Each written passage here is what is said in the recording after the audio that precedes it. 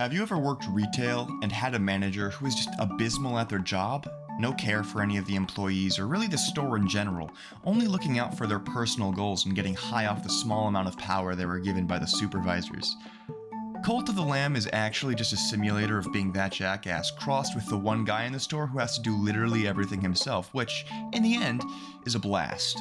To describe the gameplay, it's a hybrid of a hybrid of a hybrid. It does a lot of things, and none of them with much complexity or creativity, but certainly competently. Imagine the survival crafting aspect of Don't Starve mixed with the cozy community building of Animal Crossing, but it also comes parceled together with the roguelike dungeon crawling of The Binding of Isaac. The only other game I can think of that covers all of these aspects in some way is Stardew Valley, but where that game excels in having truly inhuman volumes of content to work through for endless hours, Cult of the Lamb is much snappier.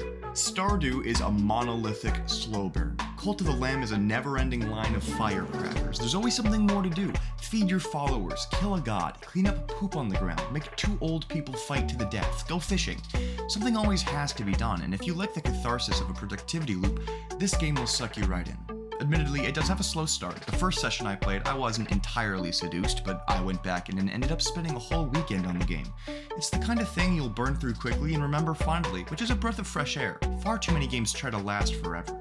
The combat isn't too difficult, and the items aren't that varied, but there's definitely going to be a combination you enjoy playing with. I personally like to go high stakes using the cloak that lets me indefinitely increase my damage, but resetting it every time I get hit. The community building isn't that complex, and it's simple enough. There are a set amount of interactions you can take with your followers each day, and the more they level up, the more resources you gain in return. They grow old and die, so you constantly have to replenish your flock, which helps things from growing stale. You build utility buildings, farms, etc., but there are decorations if you're the type to beautify your base.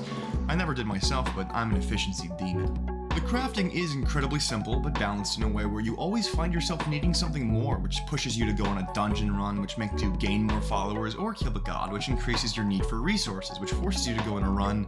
It's a delightful loop, and it keeps you engaged without exhausting you. There's a saying I'm sure you've heard, jack of all trades, master of none. The second part to that saying is better than a master of one, and I would say it applies here perfectly. While Isaac may objectively be a better roguelike, and Don't Starve a more intuitive survival crafting game, and Animal Crossing more cozy and relaxing, all of those will run down your endurance over time. By effectively putting multiple mini-games in the same package, you get to take breaks from one part of the game by focusing on another, and the constant movement keeps you hooked. Cult of the Lamb's true strength is in its balancing act. Play it or not, I don't care. Bye.